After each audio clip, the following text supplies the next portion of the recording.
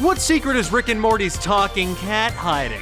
With only one episode left, we're almost at the end of this year's half season of Rick and Morty. And while fans of the show are generally mixed about what they've seen so far in this season, there's one question that's on everyone's mind. What's the secret that the talking cat from the most recent episode, Claw and Hoarder, Special Rickdums Morty, is hiding? Okay, I'll bite. What's with the talking cat? Well, there are some seriously insidious theories out there, and we're going to break them down right now. Now, obviously, there's going to be spoilers for the latest episode of Rick and Morty, so be warned. But if you're going to stick around, do what all the cool kids are doing and like and subscribe. So, what happened? Well, in last Sunday's episode, we find out what would have happened if Rick soul bonded himself to a dragon provided by a wizard, and it went about as well as one would expect it to for the Smith family. What the However, unrelated to all that talking dragon and magic stuff was this episode's subplot where Jerry hangs out with a talking cat voiced by the one and only Matthew Broderick. So then why are you talking? Why should that matter? And while Rick, Summer, and Morty go off on their fantasy adventure, Jerry books some expensive first-class tickets to Florida with this talking cat. Why can you talk again? It's not important, Jerry. Now, Jerry and the cat initially have a great time and fit in wonderfully with that old Florida crowd. But the friendship soon turns sour when the talking cat throws Jerry under the bus for a poop that he leaves in the sand, which eventually leads to the cat getting thrown off a party yacht for asking too many questions. But after Rick's adventure wraps up, he heads to Florida to pick Jerry and the cat up, which he sarcastically remarks would make for an exciting season finale. You know, I better check on him. Big season finale right there, you know? However, after the cat just keeps asking questions, Rick gets suspicious and scans its brain. And what he and Jerry see rocks them to their very core. Some sort of existential horror with just truly nightmarish, eldritch sounds accompanying it. What in the... Seriously, whatever they see is so bad, Rick puts his own gun in his mouth and even takes pity on Jerry enough to erase his memories of this nightmarish event. We're not sure which is more out of character for Rick. Honestly, they both seem pretty on the money. So what exactly was that horrifying secret that broke the mind of someone who once laughed at the devil himself?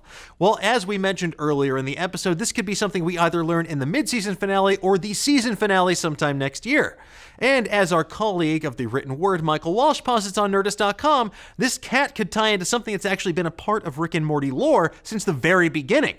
Namely, that giant Cthulhu monster that chases them in the opening credits, or Cthulhu, if you're nasty. Meowza. Honestly, an elder one like Cthulhu might be the only thing capable of destroying sanity so utterly like that, even for someone as jaded as Rick. The bread and butter of cosmic horror tales is seeing something so indescribable that it's literally too much for your brain to process, and it drives you insane as you try to comprehend what you've just borne witness to. And that would explain Jerry and Rick's reaction to seeing into the talking cat's mind. He was in my home, where I keep photos of my parents! And at Comic-Con this year, Justin Roiland even said there's a possibility they could do something with that credits Cthulhu in the future. But there's an awful lot of fans out there speculating that Rick's whole line about the cat being a big season finale right there is just another of Rick and Morty's many, many throwaway jokes. But then again, I wouldn't put it past creator Justin Roiland to put in a ton of effort for a simple throwaway gag.